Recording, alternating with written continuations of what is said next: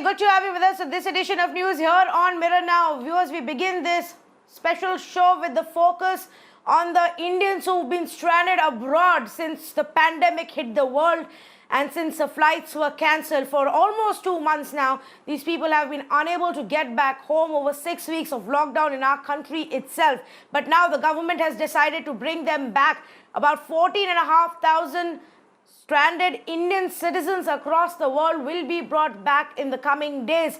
In the first part of the plan, Air India services will be used. There will also be some naval ships which are deployed to bring back people from Maldives and the UAE. So 7 different nations we are looking at to begin with. Let's go across to Ayushman to actually get you more details on this. Ayushman, the Aviation Minister held a detailed news briefing. Take us through the key highlights. Well, Tanvi, around 14,600 Indians will be brought back in the first week. 64 flights will be operating. Maximum flights will be to Kerala and then to Tamil Nadu and then to NCR. The flights will be coming from 11 countries: Bangladesh, UK, Malaysia, US, Singapore, Philippines, Saudi Arabia, Kuwait, Qatar, and Bahrain, UAE, and Oman. The same week, we will see around 2,100 people from USA, 1,750 Indians from UK and Malaysia, 1,400 from Bangladesh, and 1,250 people from Philippines. From the Gulf countries, we are expected to receive around 4,300 Indians, and 25 flights will be operating. Currently, Air India will be operating. Also, private flights can also operate, like you pointed out, Tanvi. Navy has also confirmed that 3 of its ships are on the mission to get these stranded Indians back to the country. INS Jalaswa, INS Magar will get back Indians from Maldives, while INS Sardul has been diverted to Dubai to get the Indians from the West Asian countries. Okay, and Ayushman, of course, we will have to make preparations for them when they come back here. What's the clarity on the system that will be followed? Will they be pre-screened or will they be brought here and quarantined and tested? Because obviously we're looking at thousands of people.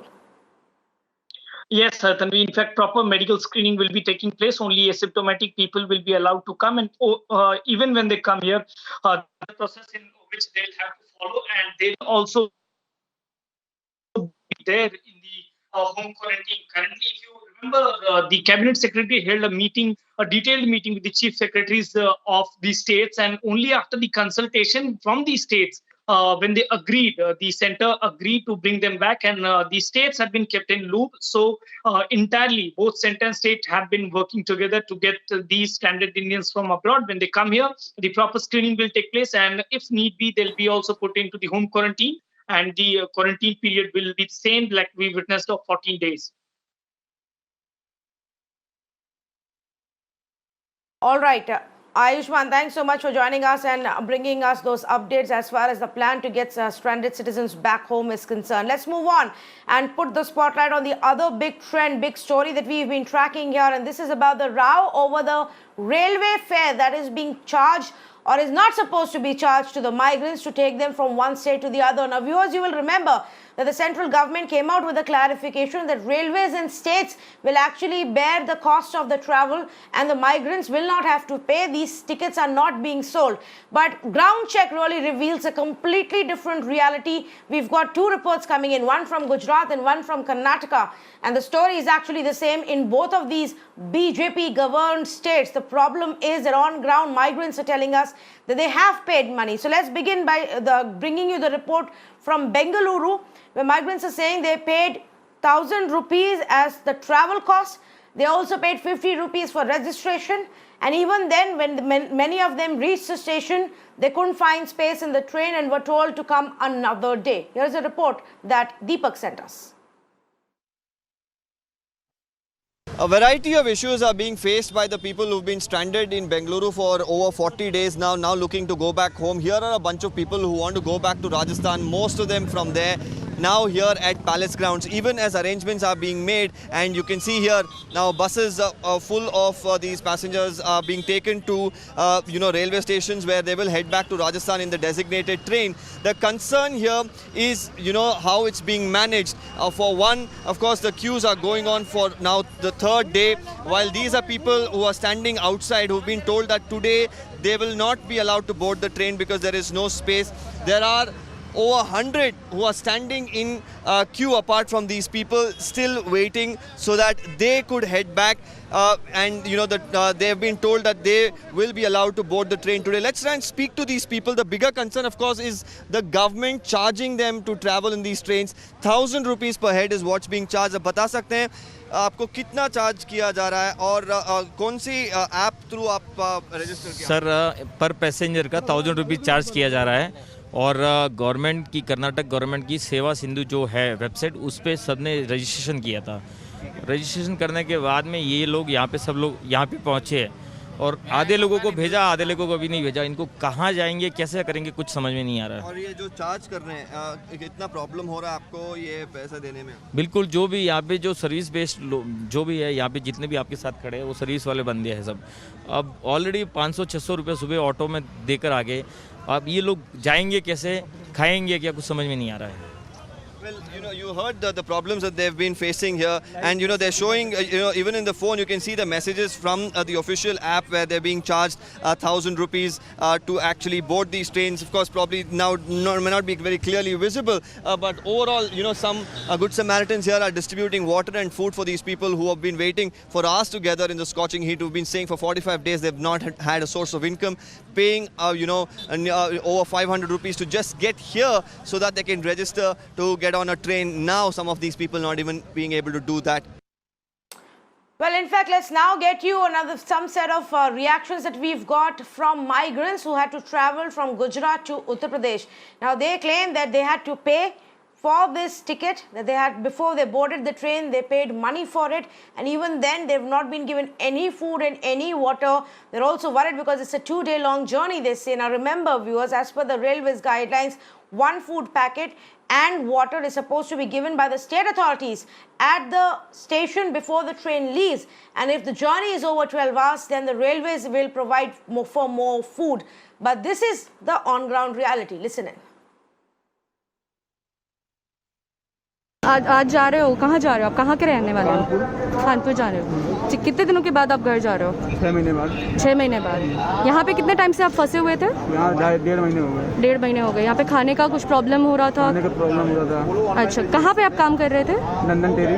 अच्छा, ठीक है। अभी यहाँ से आप जा रहे हो, अभी आपको क्या सुविधा मिली है? सुविधा तो क्या, आप लोग पानी पियाते हैं, पानी भी नहीं मिला हम लोग को अभी तक। तो कब से आप लोग बस में आए हो? बस में हो गए 3 घंटे हो गए और अभी तक पानी नहीं मिला है? नहीं मिला हम लोग को। अच्छा, और कितने पैसे आपको देने पड़ रहे हैं यहाँ से जाने के लिए? 250 रुपये। 250 रुपये, ठीक है। आपको और कुछ बोलना है? प्रॉब्लम पानी के है, बस समस्या है। अच्छा, इन लोग ने बोला आपको भी पानी आपको प्रोवाइड करेंगे? कोई पूछा नहीं, पानी तो मिला नहीं। खाना कुछ नहीं मिला अभी खाना। कितने टाइम से यहाँ पे हो? अच्छा, यहाँ पे क्या क्या दिक्कतें हुई आपको? पूरी सामान के लिए गांव कहीं बाहर नहीं जा सकते हैं। अच्छा, 1 महीने से फंसे हुए लगाए। अच्छा, तो अभी आप कहाँ के रहने वाले हो? बलिया। यहाँ से ज़्यादा कितना टाइम लगेगा? यहाँ से तो जाने में 2 दिन लगता है। 2 दिन लगता है। तो अभी आपको कैसा लग रहा है, आप वहाँ जा रहे हो? अच्छा लग रहा है। अच्छा लग रहा है। अभी तक आपको कुछ खाने पीने का कुछ कुछ नहीं। कुछ नहीं है। कितने टाइम से आप बस में बैठे थे? सुबह 11 से। 11 बजे से। पानी या खाना कुछ मिला है? अच्छा, इन लोगों ने बोला है कुछ देंगे आपको? पता नहीं, ऐसा कुछ नहीं किया। अच्छा, और कितने रुपए की टिकट आपने ली है? 250 रुपये। अच्छा, रजिस्टर करवाया था आपने? नहीं, वो 250 रुपये मांगे, सब दे दिए हैं। आप कितने मेंबर्स हो? 2। Well, let's move on and put the spotlight on the mega jobs crisis. Viewers, already in times of a slowdown, India was struggling with its employment data and struggling to create enough jobs for our youngsters. But now we are looking at a mega jobs crisis unfold in times of this pandemic. A CMIE report that has been released shows and throws some very, very concerning data. In fact, as per the CMIE's latest unemployment report, unemployment rate in India has spiked to an all-time high of 27.1% for April 2020. The numbers from the report paint a very grim picture with as many as 122 million, that's about 12 crore jobs that have been lost across sectors due to this lockdown. Now, of course, we all knew that as the lockdown gets implemented and economic activity comes to a halt, there will be a massive job loss and unemployment issue. But it's the breakdown that really shows that how badly you're actually seeing, it get impacted across the sectors, from traders and laborers to entrepreneurs, small businesses, salaried employees. There is a wide-ranging impact, and Avni is in fact joining me on the phone line to get us more details. Avni, take us through the breakup in terms of unemployment across various sectors that we know. And this, of course, was something that was expected, but when you actually see the numbers, you can't help but be absolutely shocked by the kind of, this is just the beginning where it's going to get worse, which is what all experts are saying. So we're looking at about 9.13 crore small traders and laborers who have lost jobs. 1.8 crore entrepreneurs have shut shop, and let's also remember that when we talk about entrepreneurs, obviously they are also hiring people. So if they shut shop, all those that they have hired eventually obviously lose their jobs. Salaried employees, 1.78 crore salaried employees losing their jobs. The unemployment rate is at an all-time high right now at 27.1%. And like you pointed out, 12.2 crore jobs have been lost in April 2020 at this point. So essentially, even the chief executive of CMIE, Mahesh Vyas, has clearly said that initially a lockdown does hurt the vulnerable sections, which is what we saw, the migrant crisis. Those were the segments which were hit.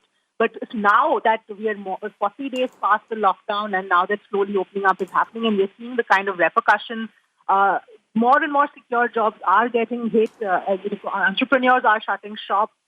They've announced layoffs as well, startups announcing layoffs, and industry associations have warned that there will be job cuts across the board, across sectors. So this is something that has started. Numbers have started coming in, and it's something that is only going to get worse going forward. So we have to really hope that the government steps in, comes out with some sort of economic stimulus, and we do see economic activity at least beginning to pick up going forward. Yes, absolutely, Avni. This is has to be the top priority for the government and the industry as well. All the jobs that have been lost right now, as the economic activity begins to pick up, one can only hope that these people get their employment back. Thanks so much, Avni, for bringing us those details. Well, let's move on and put the spotlight now on the number of cases that India has been registering on a daily basis. Now, as you know, viewers, today, in the last 24 hours, the data suggests we had 3,900 cases and 195 deaths that have been recorded. Now, this is the highest number that we've seen so far. In fact, in the last few days, we've seen this number grow day by day and register a growth which we've not seen in the earlier days. So this has become now the biggest concern that we've seen, and this is coming at a time when we are actually moving towards a more relaxed regime, and experts say that we have to emerge from the lockdown and look at targeted planning as far as containment zones is concerned. But of course, one must also look into why we are seeing so many cases suddenly come up in the last few days. Here is what the government had to say.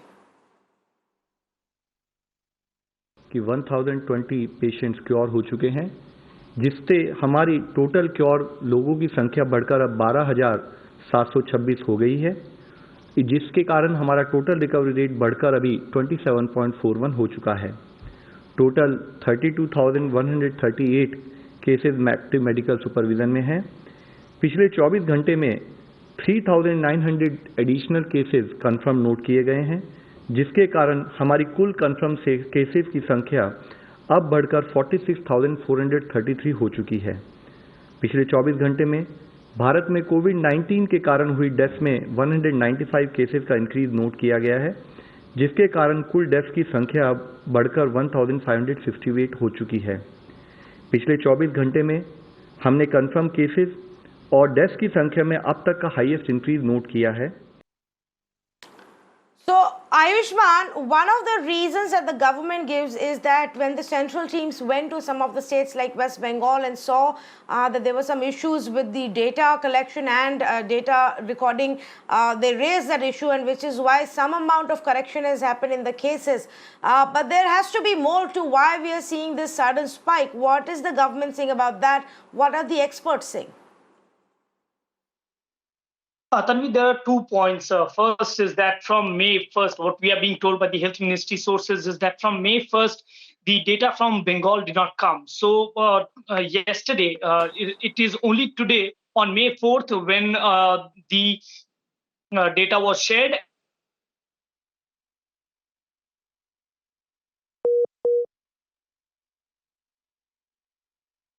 Okay, we seem to have lost that line with Ayushman. We're going to try and fix that line, but Ayushman was pointing out the same thing, that there were some inconsistencies as far as the Bengal data is concerned, and after that got fixed, we've seen a spike. Ayushman, we lost the line with you. Go ahead, finish your point that you were making.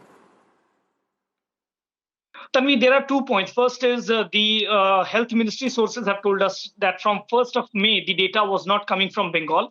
And yesterday it came, and that after updation, you find a huge spike. In fact, 3,900 is the first time that we have witnessed such a large number of cases coming in. Also, the death number, 195, is highest. From last week, our death ratio has gone from 3.1% to 3.4%, although the recovery rate has also improved 27.4%, Tanvi.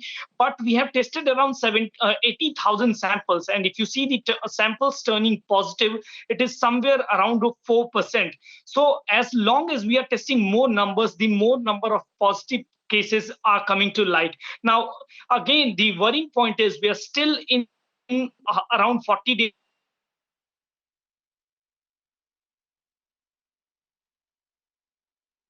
Okay, tough line there with you, Ayushman. We seem to have lost that data line one more time, but here is what the data really looks like. On May 1st, we had 1,755 cases reported and 77 deaths. On May 2nd, that went up to 2,411 cases and 71 deaths. On May 3rd, it was 2,487 cases with 83 deaths. On May 4th, it went up further to 2,573 cases and 83 deaths. And then there came the big jump today with 3,900 cases and 195 deaths. So that's the way it's actually grown in just the last 5 days.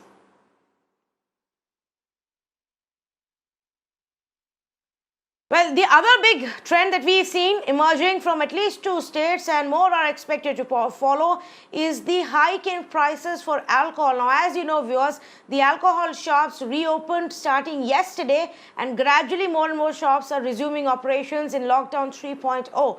Now, as people queue up in large numbers and huge crowds to buy alcohol, the governments are looking at this opportunity to get in some extra revenues at the time when most of your tax collections are down and out because there is no economic activity and the governments need more money. This is one of the options that they're looking at. So actually the Delhi government has hiked the price by about 70%, and the Andhra Pradesh government yesterday announced a hike of about 25% of the prices, and today then did another 50% hike. So in all, it's about 75% of hike in alcohol prices that the Andhra Pradesh government has brought in. The Delhi government has brought in a hike of 70%. Now, the governments are obviously saying this is being done because they need the money right now. And so far, we've not really seen an impact on the ground. But of course, the prices will take time to reflect on ground. And then we will have to see whether that also impacts the long, long queues that we are seeing outside the wine shops in our country today. Alok is actually with us right now on this story. So Alok, the Delhi government hiking the prices by 70% for alcohol. Yes, absolutely. In fact, Delhi government has took this decision just for 2 reasons. One, that they wanted the people who are gathering yesterday at the liquor shop, they were not following social distancing, so that they could put some cap on that. They could restrict some people. They should not come outside their houses. But unfortunately, this was not happening today. We saw there were a lot of people still coming outside. They want to buy the liquor. Social distancing was not being maintained despite the deployment of police.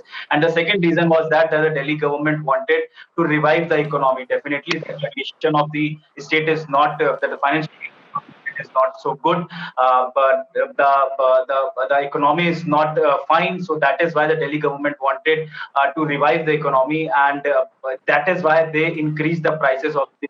And definitely, the excise department gives some sort of share to the economy as well. But unfortunately, as of now, we saw today the large number of people is still on the road. Some shops were forcefully shut so that they could maintain the social distancing. But as of now, we can say that in the coming days, the things become normal at the liquor store as well.